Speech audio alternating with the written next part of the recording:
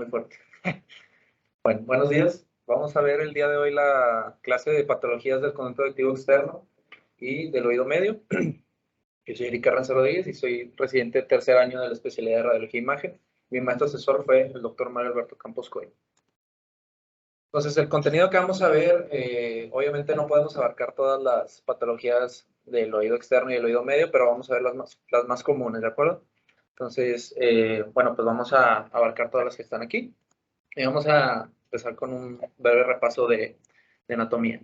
Entonces, bueno, pues comenzando por esta parte, pues aquí les muestro dos imágenes de tomografía de oídos en axial y en reconstrucción coronal, en las cuales podemos observar pues las divisiones del conducto auditivo externo, el cual pues se va a dividir, vamos a tratar de dividirlo en tercios y vamos a observar que el oído externo se va a conformar por, bueno, el pabellón auricular en su porción más lateral, pero se va a continuar con un conducto que va a estar conformado por una porción cartilaginosa, la cual va a conformar entre pues un tercio o hasta 2/3 del mismo, y va a la porción restante va a estar conformada por la porción ósea y se va a continuar hasta la membrana timpánica. Entonces, en estas imágenes podemos observar cómo la pared anterior del conducto auditivo externo se va a encontrar en estrecha relación con la articulación temporomandibular y la pared posterior se va a encontrar en estrecha relación con las celdillas mastoideas, así como el techo del mismo. También podemos observar cómo, bueno, aquí no se puede observar adecuadamente, pero pues el conducto auditivo externo se va a estar muy relacionado o muy cerca de la glándula parótida, y esto es muy importante ya que, pues, como lo vamos a ver más adelante, en la glándula parótida pues existen en algunas ocasiones ganglios linfáticos que van a ser un landmark específico muy importante para la determinación de los carcinomas del conducto auditivo externo.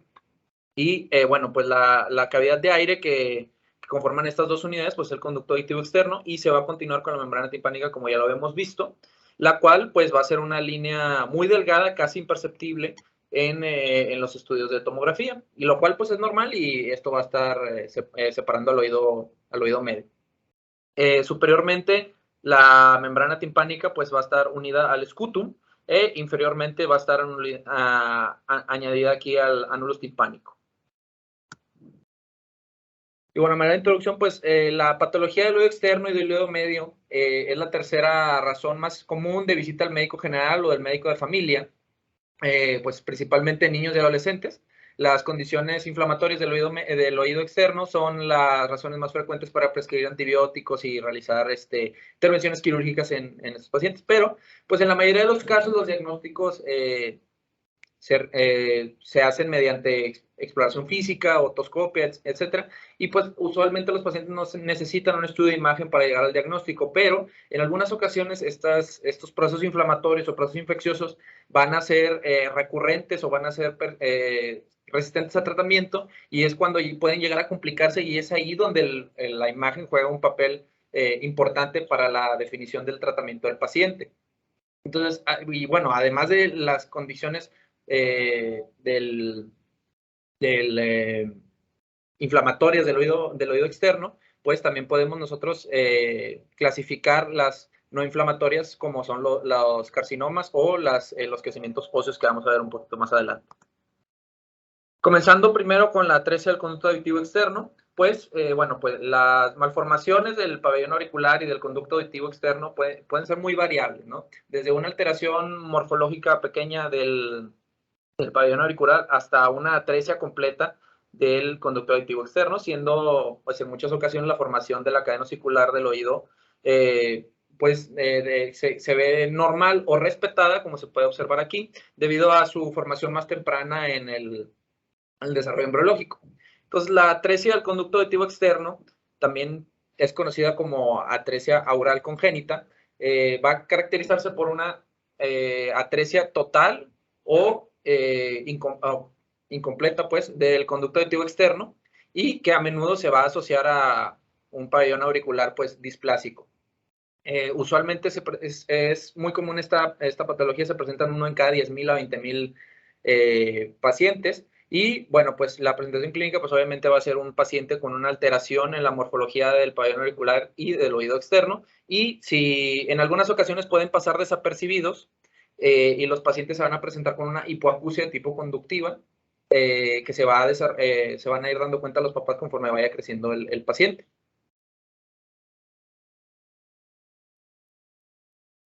Entonces, y bueno, también cabe mencionar que las malformaciones congénitas del pabellón auricular y del conducto auditivo externo, en su gran mayoría se van a presentar de forma aislada. Sin embargo, en algunas ocasiones pueden estar muy relacionadas con presentaciones sindromáticas.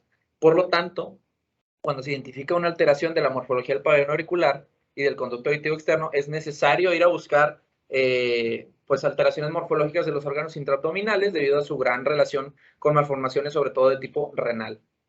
Sin embargo, pues se puede presentar con muchas otras malformaciones. Entonces, bueno, pues los reformateos de tomografía computarizada de alta resolución, obviamente en ventana para hueso, son la modalidad de elección para evaluar el conducto auditivo. Entonces, pero bueno, no solamente sirven para eso, sino también para evaluar si tienen alguna otra alteración o malformación acompañante del oído medio o del oído interno, las cuales pues pueden afectar en el pronóstico y en la calidad de vida del paciente. Entonces, se debe buscar un número de puntos clave y mencionarlos específicamente en los informes, ya que impactan en la intervención quirúrgica que se le va a hacer al paciente. Entonces, existe una evaluación sistemática de áreas del hueso temporal que fue propuesta por este autor, Jarstorfer.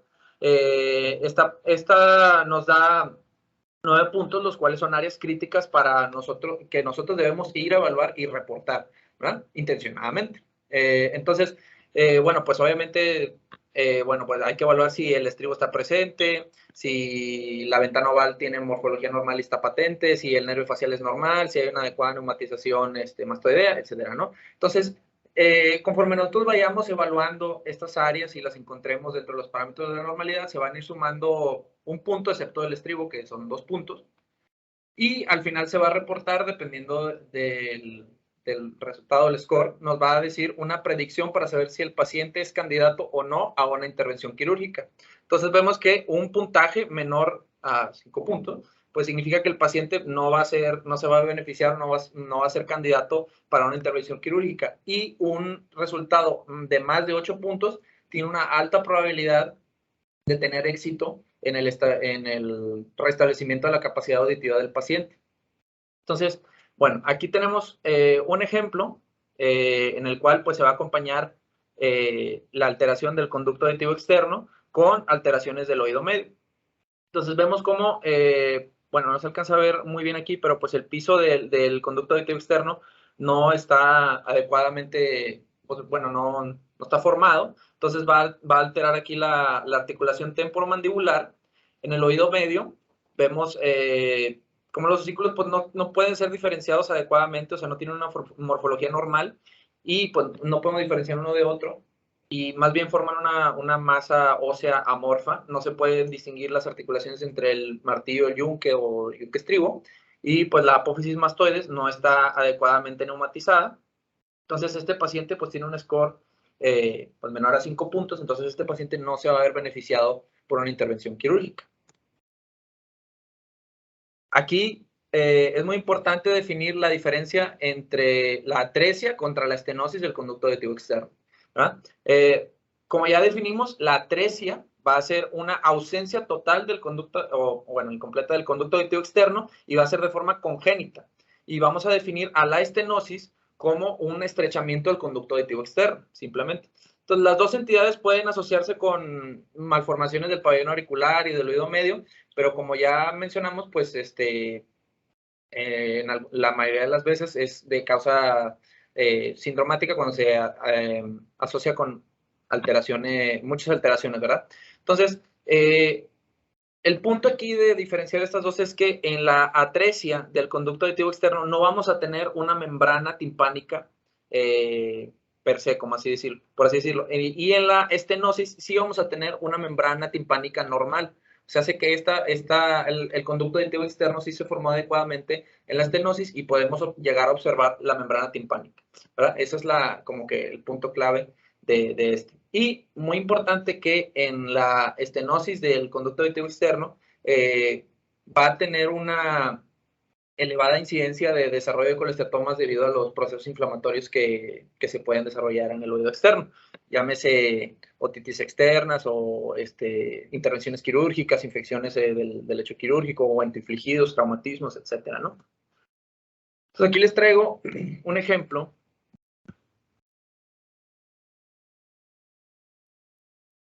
Aquí les traigo un ejemplo de un paciente que tiene diagnóstico de atresia del conducto auditivo externo. Entonces, déjenme lo pongo acá de este lado también. Ahí está. Muy bien. Entonces, tiene hipoacusia conductiva y bueno, pues obviamente comparándolo con su homónimo contralateral, pues vemos cómo el conducto auditivo externo está completamente ausente, no se observa la membrana timpánica y pues la cadena osicular, como la podemos observar aquí, no se ve afectada, o sea, está preservada, por así decirlo. Quiero hacer hincapié en que debemos ir intencionadamente a evaluar la cadena osicular, sobre todo el estribo, porque es el que nos da el mayor puntaje. Entonces, si alcanzan a ver aquí esta pequeña imagen, esta pequeña estructura en forma de U, bueno, pues este es el estribo. Y bueno, pues la ventana oval está patente, las celdillas mastoideas están adecuadamente neumatizadas. Obviamente, pues no alcanzamos a ver aquí adecuadamente, pero el canal del nervio facial estaba normal. Entonces, todos estos puntos se van sumando y este paciente tuvo un score mayor a 8. Entonces, este paciente sí se va a ver beneficiado por una intervención quirúrgica. Vamos a ver un poquito más adelante los tipos de prótesis que se le pueden poner a los pacientes, que es el PORP o el TORP, pero eso lo vamos a ver un poquito más adelante. Muy bien, continuando con la keratosis obturans. Bueno, pues la keratosis obturans es una enfermedad del conducto auditivo externo que va a ser caracterizado por una acumulación anormal de tejido descamativo o tejido inflamatorio que en consecuencia va a causar una oclusión y una expansión del conducto auditivo externo o bueno, principalmente la porción ósea del conducto auditivo externo. Y bueno, pues esto va a causar un tapón de queratina y va a tener una apariencia descamativa.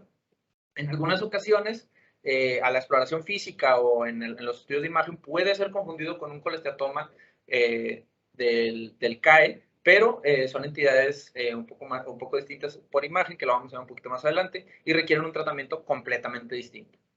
Entonces, bueno, la keratosis obturans se va a presentar principalmente en pacientes jóvenes, generalmente menores a 40 años, y puede ser bilateral en 50% de los casos.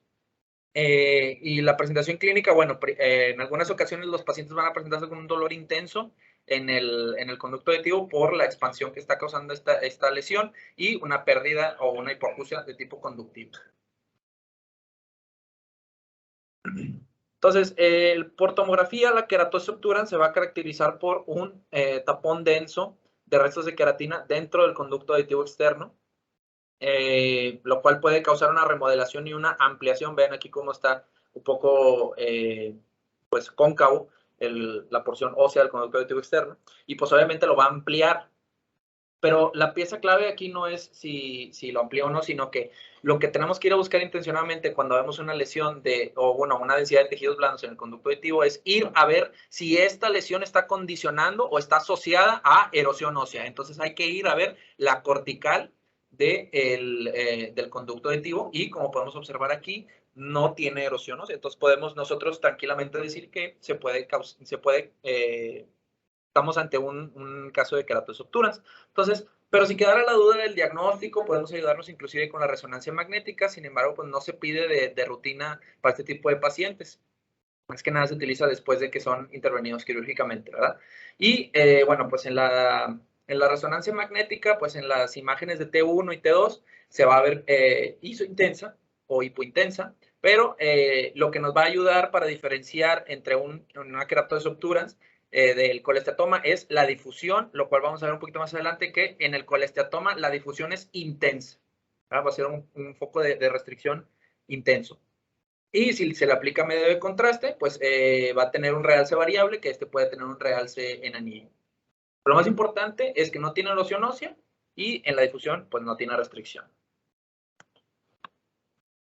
Muy bien. La fibrosis del conducto medial, esta se va a caracterizar por una formación de tejido fibroso en la parte medial del conducto auditivo externo y es muy parecido a la queratosis obturas, ¿verdad? Lo más común es que el paciente se presente con nosotros cuando ya presentó un cuadro inflamatorio en el pasado, que es lo que muy probablemente haya causado esta entidad.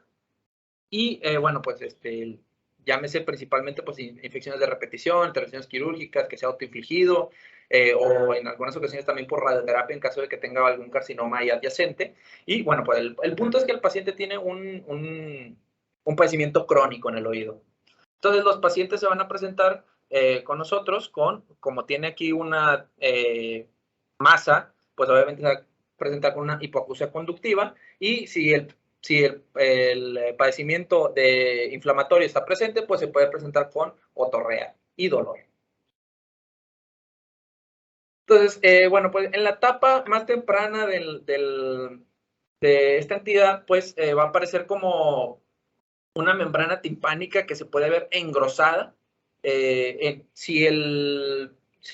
Como ya lo dijimos, si el proceso inflamatorio está presente, pues el conducto auditivo también se va a ver edematoso y levemente engrosado. Y en la etapa tardía se va a presentar como una densidad de tejidos blandos, la cual va a tener una forma semilunar que va a estar adosada aquí a la membrana timpánica, pero va a estar adosada por fuera, o sea, lo más lateral, o sea, hace en el conducto auditivo externo, porque si vemos una densidad de tejidos blandos por dentro, o sea, en el oído medio, nos vamos a hacer pensar un poquito más hacia un colecistoma, pues por el estilo, pero ahorita lo vamos a ver un poquito más adelante, ¿de acuerdo? Y, muy importante también, no tiene cambios erosivos, al igual que la queratosis obturans. Entonces, recordemos que tiene que estar adosada, o sea, tiene que estar pegada y usualmente se manifiesta como una imagen de semiluna. Bueno, y a diferencia también de la queratosis obturans, esta no remodela el conducto auditivo externo, o sea, no lo expande, simplemente se va a adaptar al espacio que nos está dando el conducto auditivo, ¿de acuerdo? Y bueno, por resonancia magnética, la vamos a poder observar como una densidad de tejidos blandos, la cual va a ser homogénea en comparación de los tejidos blandos adyacentes, y como ya lo dijimos, va a estar adosada aquí a la membrana timpánica, y al administrarle el medio de contraste, pues va a tener un realce muy variable, pero no va a ser muy importante, pero bueno, puede realzar de cualquier forma, pero hay que ayudarnos principalmente en la tomografía, ya que como ya lo dije, las resonancias magnéticas van a ser en caso de que nos quede mucha duda del diagnóstico o si el paciente fue sometido a una intervención quirúrgica. Entonces aquí tenemos dos imágenes en T1 contrastado con FATSAT, en la cual pues podemos observar aquí en la porción más superior adyacente a la membrana timpánica, pues una imagen que está realzando posterior a la administración del medio de contraste que correlacionando con los hallazgos de tomografía nos hace pensar en una fibrosis del canal mediano. Aquí tenemos otro ejemplo, aquí ya relacionando los dos estudios.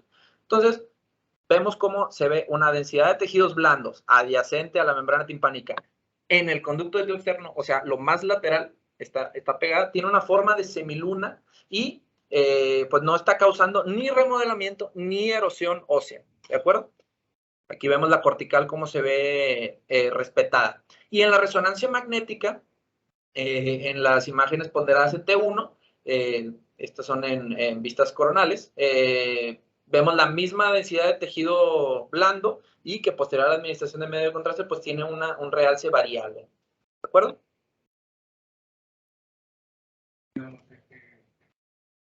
Ese tejido quedó de granulación y por eso toma contraste. A diferencia de lo que ocurre con la difusión, es tipo de división de contraste.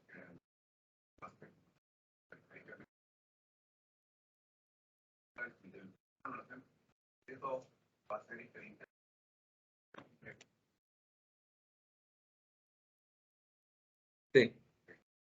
bastante.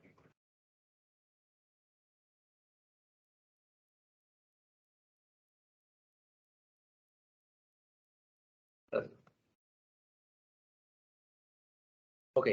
En la exostosis del conducto aditivo externo, perdón, bueno, pues también es conocida como el oído de surfista y va a ser un crecimiento óseo benigno excesivo del conducto, de la porción ósea del conducto aditivo externo, que va a ser provocado o se cree que es provocado por la exposición a viento frío o agua fría de manera crónica. Entonces, se cree que, pues, a partir de una irritación prolongada del conducto aditivo externo, por lo general, pues, al agua fría, estimula el crecimiento de hueso, perdón, y bueno, pues el crecimiento de hueso de forma exofítica, y esto va a causar bueno, pues un crecimiento hacia la luz del conducto auditivo y va a causar pues su estenosis, ¿no? Y por ende va a causar una hipoacusia de tipo conductiva. En la tomografía se va a observar como un crecimiento óseo, el cual va a ser circunferencial, va a tener una base ancha. Base ancha nos referimos a esto que se observa aquí. Lo vamos a ver la diferencia con una base pedunculada o base cortita. Usualmente es bilateral en la mayoría de los casos y vean cómo tiene un crecimiento circunferencial, o sea, va estenosando el conducto auditivo externo. ¿De acuerdo?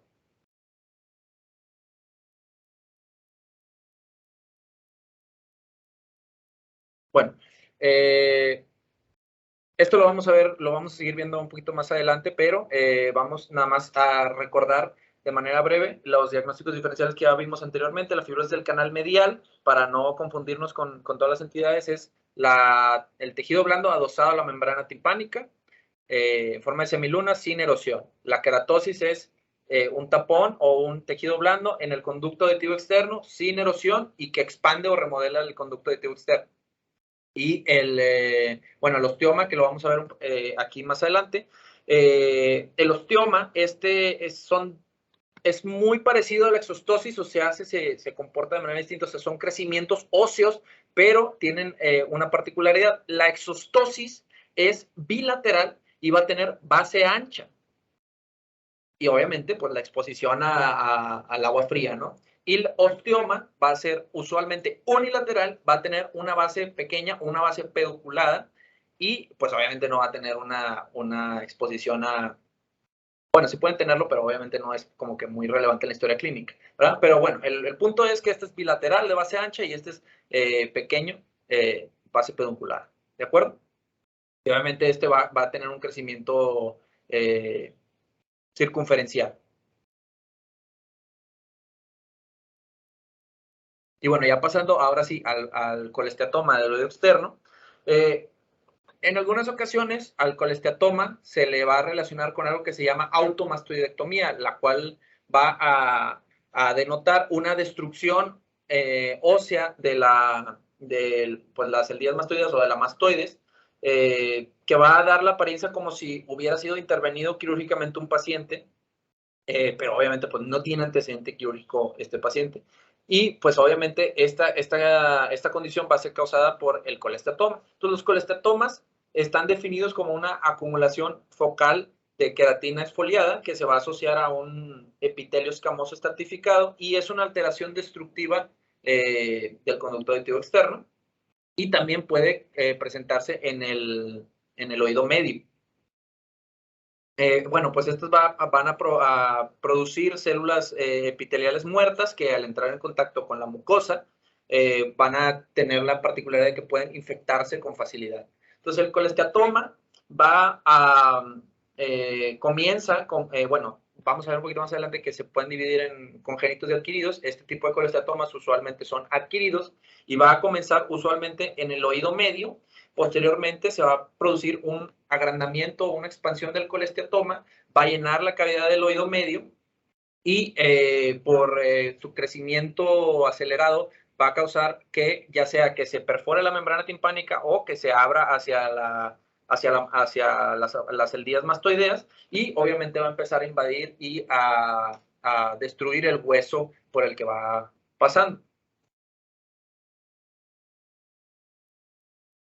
Entonces, por tomografía, vamos a observar que la cavidad o las apófisis mastoides van a tener una cavidad, mejor dicho, que va a ser confundida con una mastoidectomía, y también va a estar ocupada por una densidad de tejidos blandos alrededor de la pared, y obviamente el paciente no va a tener antecedente de una intervención quirúrgica. Entonces, va a tener una apófisis mastoides hueca, y el colestatoma va a estar ahí abrazando los bordes de esta cavidad, ¿no? Entonces, la densidad de tejidos blandos y datos de erosión ósea nos hablan principalmente de un colestatoma. Y, obviamente, la historia clínica del paciente que tiene datos de un proceso inflamatorio crónico. Y obviamente también hay que evaluar las estructuras del oído medio para ver si el escutum para ver exactamente dónde está proveniendo esta entidad. Si el escutum está afectado, si tiene una fístula laberíntica, si tiene afección del nervio facial. Lo vamos a ver un poquito más adelante. Entonces, la resonancia magnética principalmente va a ser utilizada en pacientes que tienen colestatoma residual. ¿Qué quiere decir esto? Que ya se le dio el diagnóstico de colestatoma al paciente y que fue intervenido quirúrgicamente para la resección del mismo, y le piden la resonancia magnética para evaluar si tiene o no lesión residual. Entonces, como ya lo vimos, los colestatomas van a tener la particularidad es que van a tener una restricción muy intensa en las secuencias de difusión. Y que a la administración de medio de contraste, pues no van a tener realce del mismo, porque pues no son tejido vial, por así decirlo. Y hay que obviamente evaluar si tenemos estudios previos y lo comparamos con el estudio actual, pues obviamente nos va a ayudar bastante para la evaluación de este tipo de pacientes. Aquí tengo un ejemplo de un paciente de nuestra institución, cual observen cómo ahí está. Bien. Entonces, observen cómo en el conducto auditivo externo se observa esta densidad de tejidos blandos, la cual es, bueno, pues tiene un carácter aquí invasivo, está causando aquí alteración de la apófisis mastoides, está causando erosión ósea y tiene estas calcificaciones o, ¿cómo es que se llama? Los flakes. Estas calcificaciones aquí que bueno, pues van a ser muy indicativos del colesteatoma, ¿de acuerdo? Entonces, hay que, siempre que nos enfrentemos a un colesteatoma, hay que evaluar siempre hacia dónde se está expandiendo, cuánto es que está afectando, y indicarle específicamente al médico tratante a dónde tiene que ir a operar, porque obviamente al entrar al oído externo y al oído medio, pues no se pueden hacer para arriba o para abajo, simplemente están viendo hacia enfrente, ¿verdad? Entonces, para que ellos puedan intervenir adecuadamente. ¿De acuerdo?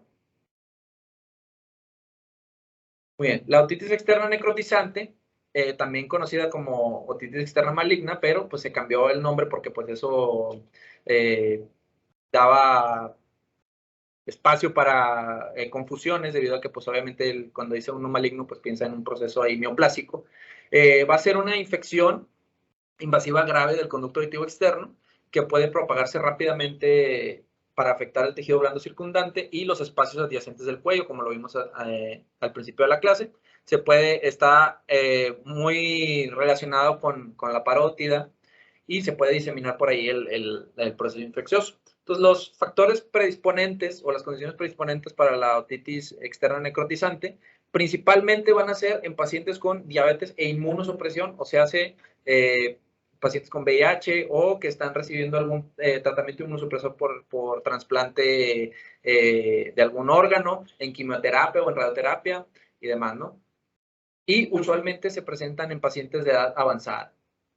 Y obviamente, pues como es un proceso inflamatorio de gran tamaño, pues va a ser un dolor muy intenso en los pacientes, ¿no? Y obviamente cambios de coloración, edema e hipoacusia de tipo conductivo. La pseudomonas aeruginosa es el patógeno que está en el 98% de los casos, y la vía de propagación pues, de este tipo de infecciones pues es variable. Puede diseminarse anterior-inferiormente e involucrar los espacios parótido y masticador, o se puede erosionar el hueso, puede avanzar por el conducto auditivo externo, y pues avanzar hacia intracraneal y dar ahí complicaciones intracraneales graves. El punto es que nosotros tenemos que evaluar hacia dónde se está diseminando, ¿no? La tomografía pues va a ser el método de elección para la evaluación de esta patología y se va a utilizar principalmente para la localización de la lesión y hacia dónde se está expandiendo el proceso infeccioso. La resonancia magnética es utilizada principalmente para la valoración de la extensión intracraneal de esta patología. Entonces, en etapas iniciales pues se puede observar normalmente como un engrosamiento del conducto auditivo externo, del pabellón auricular, pero en los casos más avanzados ya se puede ver como un engrosamiento generalizado y un realce de los tejidos blandos cuando se le administra medio de contraste. Y en algunas ocasiones en pacientes pues con un cuadro un poquito más agresivo ya puede empezar a tener cambios en la cortical ósea. Entonces, aquí, vean aquí, no se alcancen a ver en esta área, el hueso o la cortical del hueso ya se ve que está teniendo ahí cambios erosivos. Entonces, bueno, pues este tipo de erosiones o este tipo de comportamientos nos hacen inclinarnos o bueno, nos hacen confundirnos con otra patología que vamos a ver un poquito más adelante, que es el carcinoma de células escamosas del conducto activo externo. Entonces, hay que englobar al paciente con su patología de base, con su inmunosupresión y con el cuadro clínico que se nos está presentando a la exploración física, ¿verdad? Entonces, un paciente que es inmunosuprimido, que tiene datos de inflamación intensa en el conducto auditivo externo, que tiene un engrosamiento del pabellón auricular, densidad heterogénea en el conducto auditivo externo, realce del conducto auditivo externo y en algunas ocasiones erosión, pues nos va a inclinar un poquito más hacia la otitis externa necrotizante. Y muy importante, hay que ir a evaluar las complicaciones de esta patología, porque pues, si se extiende hacia el espacio parotidio o hacia intracraneal, puede causar abscesos. Si se extiende hacia base del cráneo, puede causar una osteomielitis, bueno, intracranealmente, pues también una meningitis, y muy importante que a veces se nos pasa evaluar los senos venosos, que pueden causar una trombosis de los senos venosos. ¿De acuerdo? Entonces, no, realmente la afectación de esta entidad, bueno, esto clínico debe estar bien documentado, sin embargo, sí, es fácil confundirla con una otitis externa maligna o interesante con un carcinoma celular. Sin embargo, el paciente tiene cambios inflamatorios, seguramente planos grasos, que eso es lo que hace una distinción con respecto a la otra entidad. Y tempranamente tiene como placer con el canal del facial, y entonces tenemos tempranamente, como es una verdadera osteomielitis que ocurre, tempranamente va a tener una parálisis facial paciente. Entonces, siempre tenemos que tener la distinción en valorar bien los tejidos blandos, valorar el conducto, los cartílagos y la concentración del pabellón auricular para diferenciar si estos están inflamados y continúan con la parótida e incluso con los planos brazos, saben lo que no son el espacio para el pabellón adjacente o el mascarón. Gracias, doctor.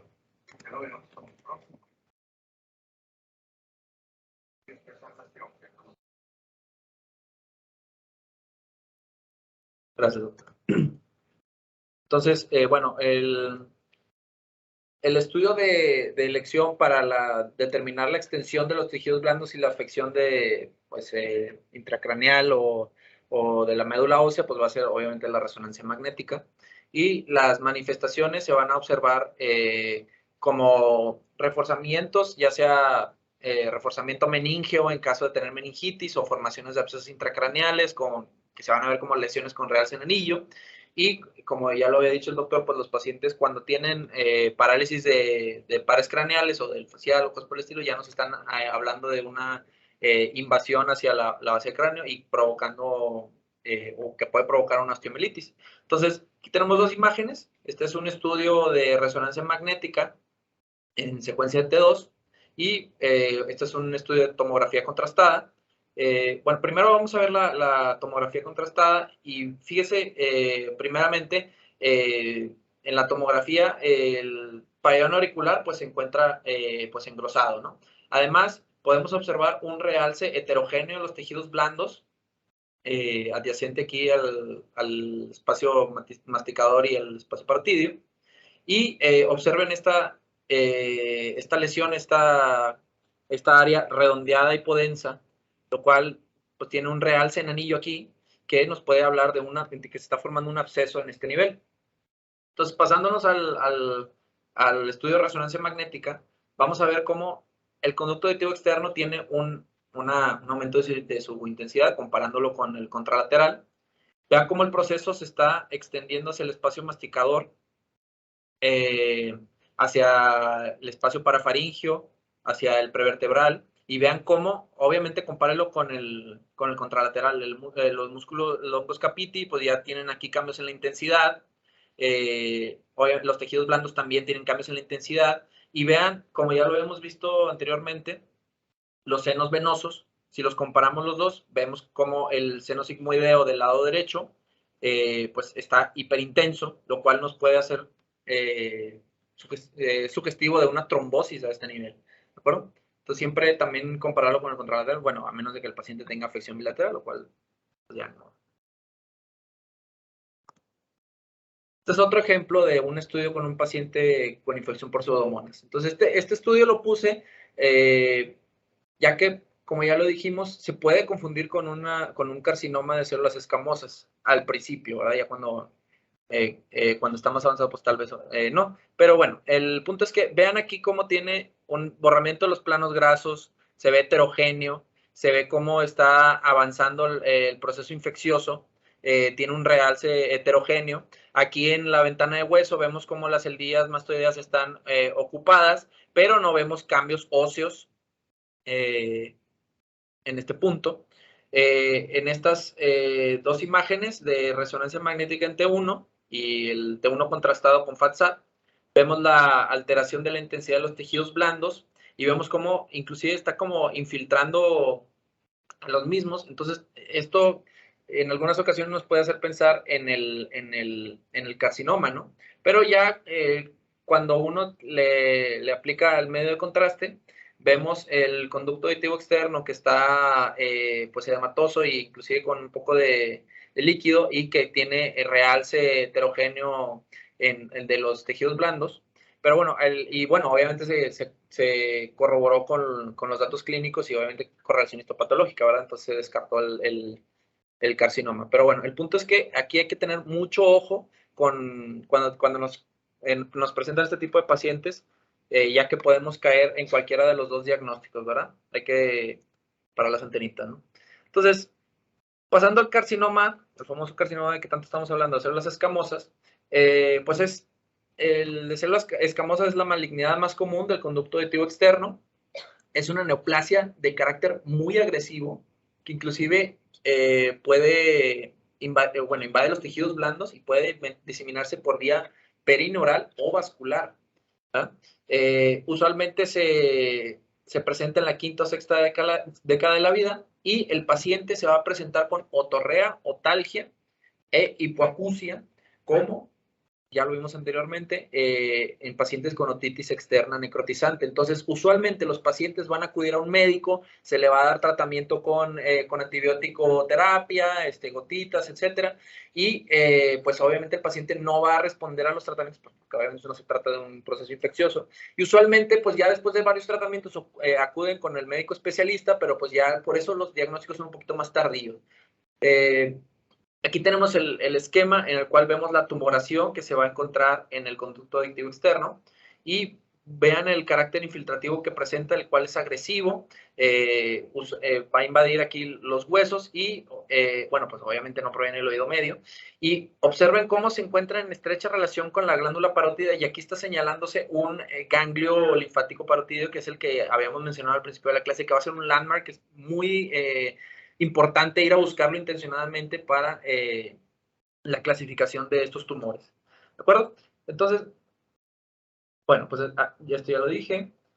Bueno, pero se me olvidaba decir que cualquier lesión del conducto auditivo externo con erosión ósea en el adulto de edad avanzada, debe ser considerado principalmente como una entidad maligna, ya que los diagnósticos tempranos afectan en gran medida el resultado de estos pacientes y pues entonces es mejor sugerir una lesión erosiva que puede ser una neoplasia y ya descartarla de primera instancia, ¿no?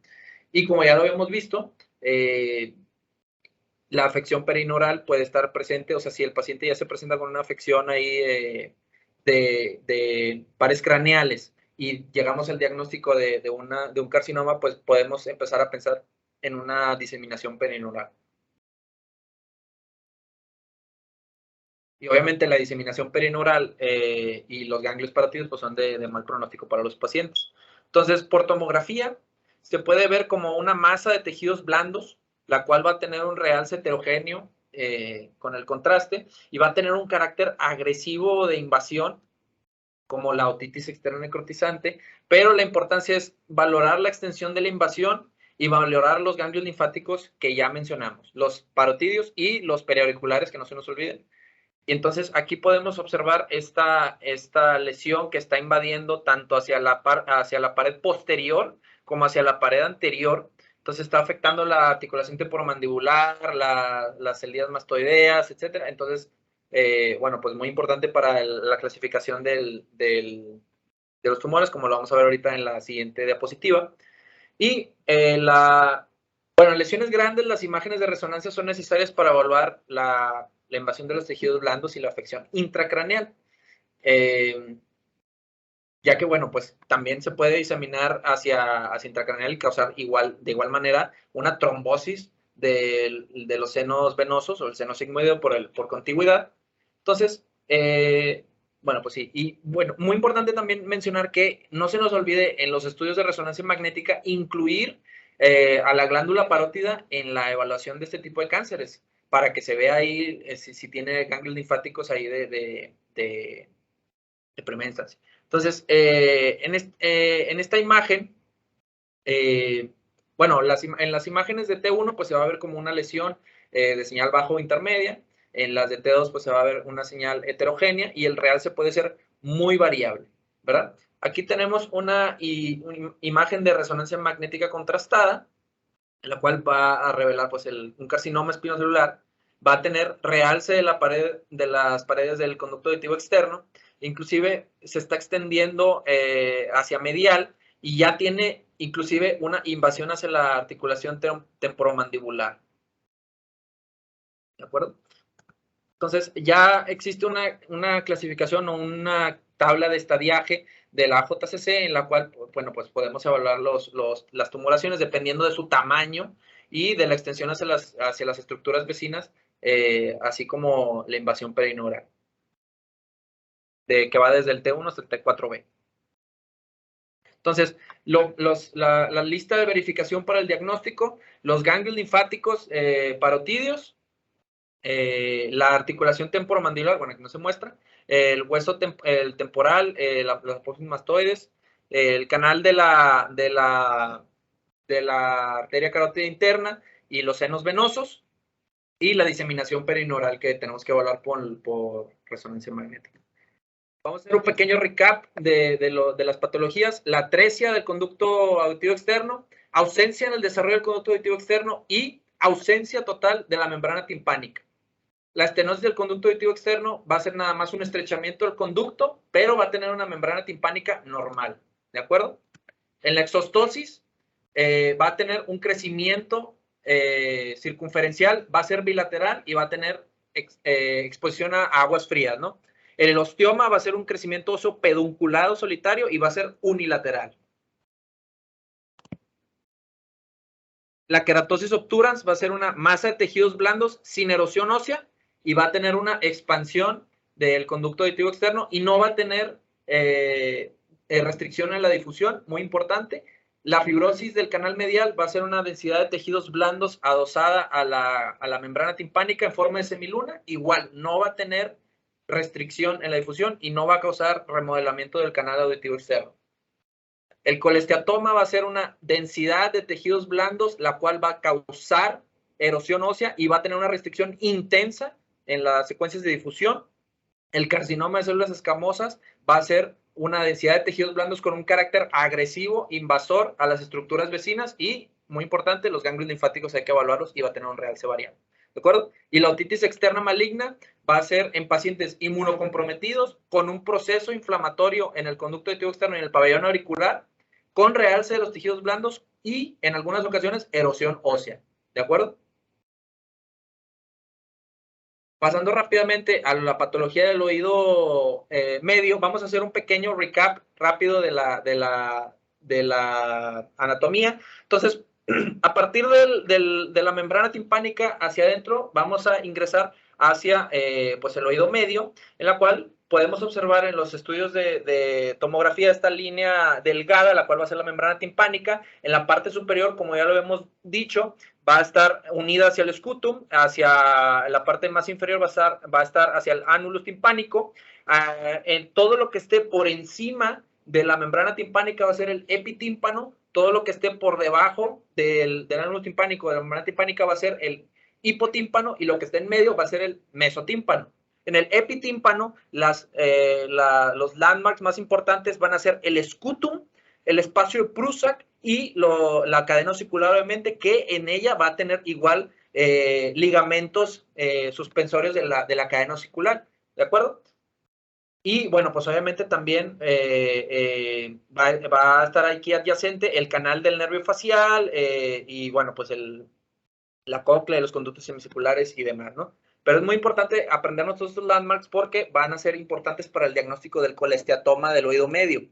Entonces, ya habíamos hablado del colestatoma, ¿no? Pero pueden ser divididos en congénitos, los cuales son los menos frecuentes, casi en 2%, y los adquiridos, que son, en la gran mayoría de los casos, el 98%. Y estos, los adquiridos, están divididos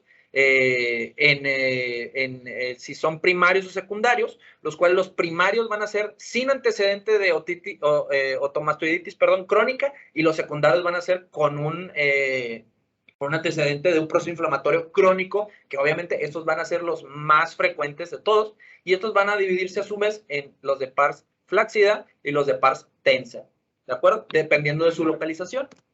Entonces, en estos esquemas anatómicos vamos a poder observar cómo el colestatoma de la pars fláccida va a encontrarse en la gran mayoría en el epitímpano. Y cómo el colesteatoma de la pars tensa se va a localizar principalmente en el mesotímpano o en el hipotímpano, y se va a presentar principalmente posterior y medial a los osículos del oído medio. Entonces, aquí tenemos una tabla, un pequeño resumen de los tipos de colestatomas, en la cual podemos ver, pues, tiene muchísimo texto. Pero lo más importante es definir específicamente las características de las lesiones de pequeño tamaño, ya que esto va a definir el tipo de colesteatoma al que nos estamos enfrentando. Cuando las lesiones son muy, muy grandes, pues ya no es posible definir específicamente de dónde proviene el colesteatoma. Va a empezar a invadir las estructuras adyacentes, los osículos, el espacio de Prusak, y va a causar erosiones en pues, todas las estructuras, ¿no? Entonces, es muy importante definir.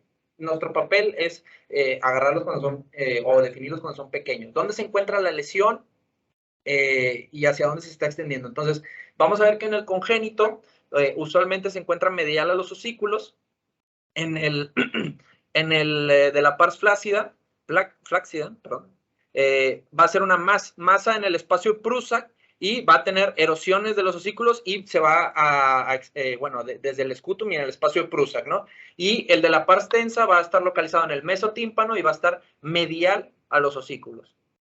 Aquí tenemos 3 imágenes o 3 ejemplos de los tipos de colesteatoma. Entonces, los más importantes o los más prevalentes, los de la pars fláccida y los de la pars tensa. El de la pars fláccida, adyacente al scutum y en el espacio de Prusak, muy en contacto con los osículos, igual puede causar, como lo vamos a ver más adelante, calcificaciones de los ligamentos suspensorios, y puede causar una fijación de la cadena osicular, ¿de acuerdo? Pero muy importante que está en el epitímpano.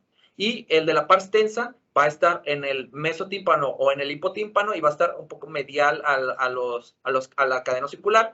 Y bueno, pues obviamente este está un poquito más grande, porque pues ya se estaba extendiendo hacia acá, inclusive ya causó una perforación de la membrana timpánica. Y bueno, pues el estudio de resonancia magnética, pues se sugiere hacerlo sin contraste, ya que pues el colestatoma pues no capta medio de contraste, pero lo más importante es vuelvo y repito a decirlo, la restricción intensa en las secuencias de difusión.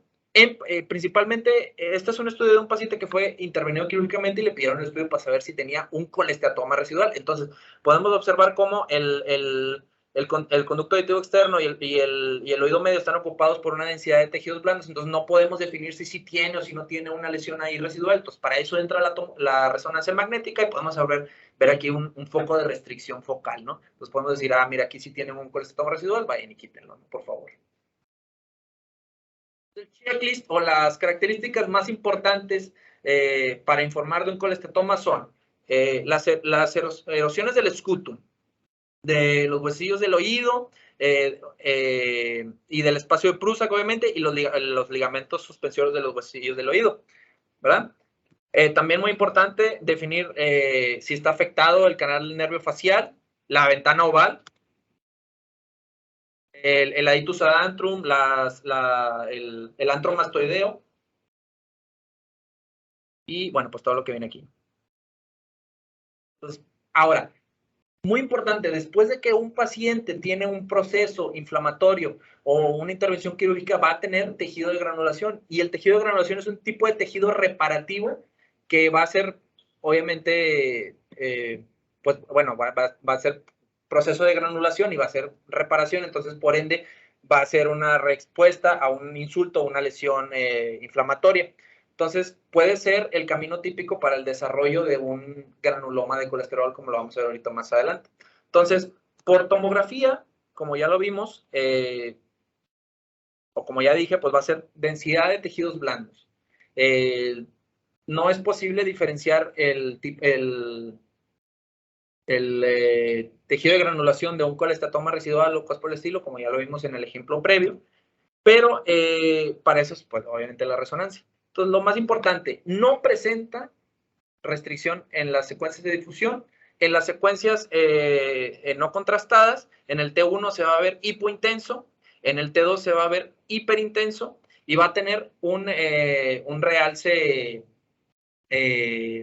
importante a la administración de contraste. No tengo aquí la imagen del contrastado, me disculpan, pero bueno, lo importante, densidad de tejidos blandos sin restricción posterior a una intervención quirúrgica con realce importante con el contraste.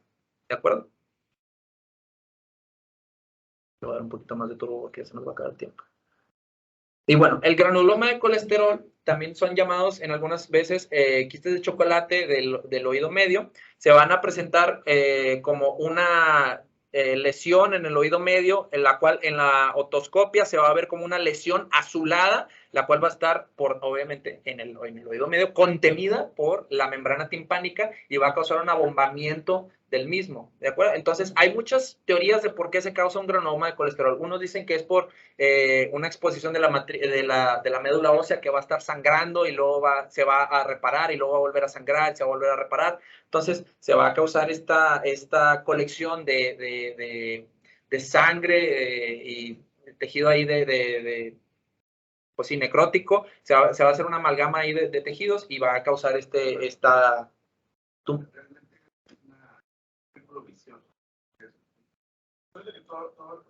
Todo esto son inflamatorios crónicos. Hasta el colesterol, que es muchos oídos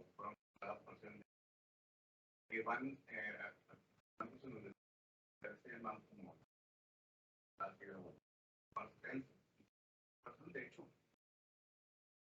no de lo de la parte interna.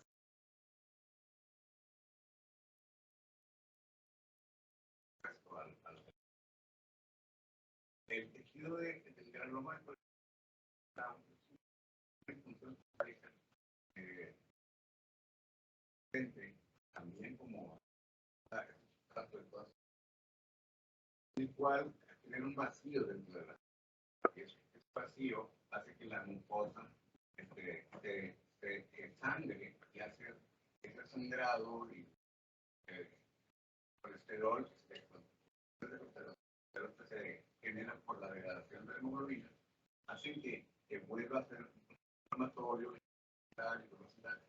toma un componente parecido a hematoma o un tejido de granulación que es activo en el medio y que toma una coloración violácea o rojiza y que incluso son una lesión activa. ¿Sí? Entonces, puede estar en el oído medio, así como pueden reconocen en el aroma que está en la punta del peñasco, dado allá en el tronco, pero finalmente su trato es el mismo. Va a tener características muy específicas de manifestación, como si fuera una ocupación del oído, como si fuera un oído rojo, un oído violáceo, cuando anda haciendo un diagnóstico diferencial de una vena.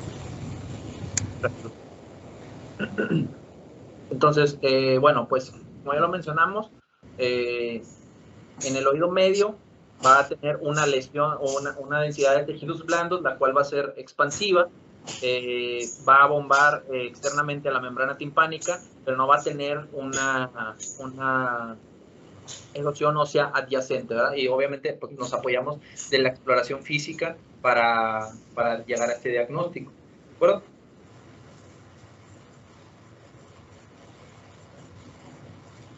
Muy bien, por resonancia magnética vamos a observar cómo en las secuencias de T1 la lesión por sí sola va a tener una intensidad muy elevada, la cual es debido a, pues, al efecto paramagnético de la metahemoglobina.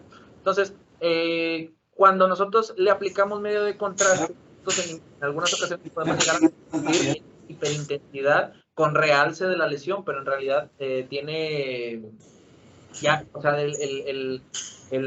hiperintensidad inherente de la lesión, pues ya nos habla de que no tiene un realce importante a la administración de medio de contraste. Y en las secuencias de T2 se va a ver igual, bueno, si tiene un aumento se va a ver hiperintensa con un halo, no sé si lo alcancen a ver, un discreto halo hipointenso que es por el depósito de hemosiderina que tiene estas lesiones, ¿no? La aplicación de la cadena osicular se refiere principalmente a la presencia de un tejido fibroso que generalmente aparece como una densidad de tejidos blandos no calcificado que va a rodear o encerrar la mayor parte de la cadena osicular. Esta puede ser, se puede presentar en el mesotímpano o en el epitímpano, perdón, y en el nicho de la ventana oval. Entonces, clínicamente, el paciente va a llegar a nosotros, se va a quejar por una hipoacusia conductiva con una historia de otomastoiditis crónica que resuelve y vuelve a aparecer y oído seco. Entonces, estas lesiones pues se pueden presentar, adoptan tres tipos de formas patológicas, ¿no? Que es la fijación de tejido fibroso, que es la otitis media adhesiva, la hialinización de colágeno, que es la timpanosclerosis, y la formación de un tejido nuevo, que es la esclerosis fibrosa.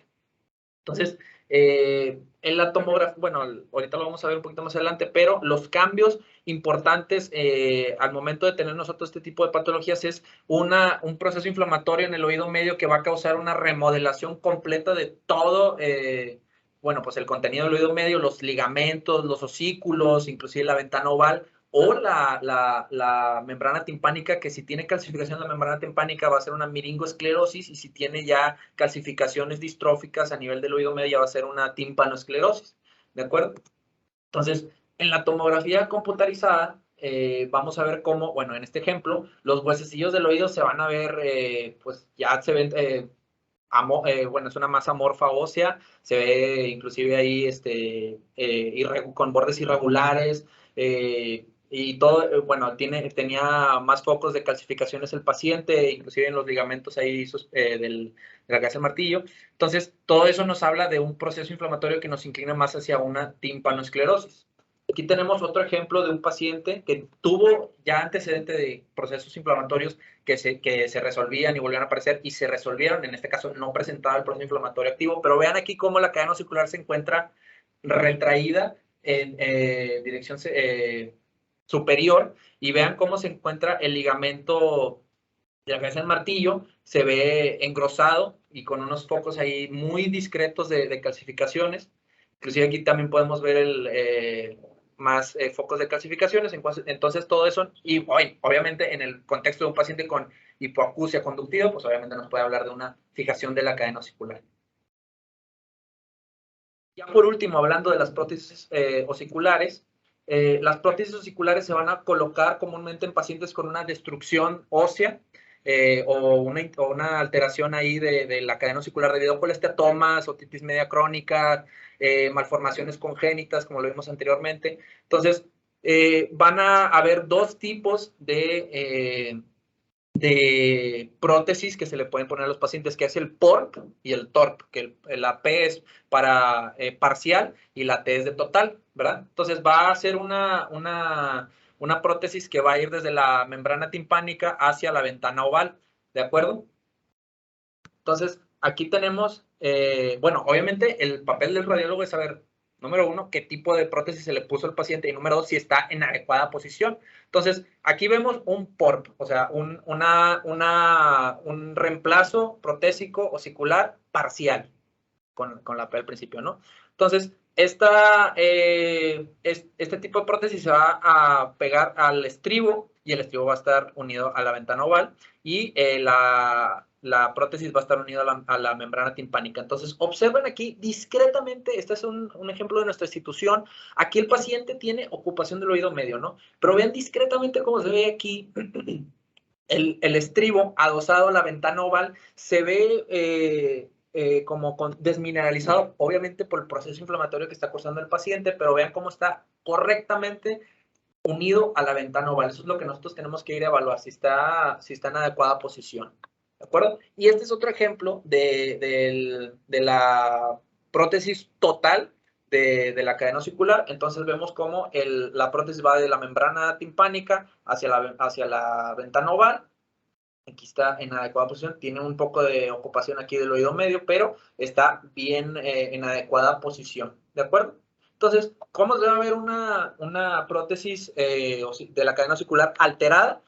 Cuando obviamente si está tirada, no sé, por ahí la prótesis, pero si está en adecuada posición o en su topografía normal, nosotros tenemos que ir a evaluar que esté adecuadamente unida a la ventana oval y a la membrana timpánica, punto. Entonces, hay que ver si tiene espacios obviamente de aire en la unión de estas dos prótesis, y nosotros podemos sugerir, obviamente, si el paciente tiene hipoacusia conductiva y nosotros vemos una cavidad de aire en donde debe de insertarse, pues podemos sugerir que está en adecuada posición. ¿De acuerdo? Eso sería todo de mi parte, pero no me quiero ir de aquí sin antes decirles esta frase que me encontré de Philippe Diol, que el mar es un museo debajo del agua, el cual está esperando a sus visitantes. No sé si tengan alguna duda, comentario.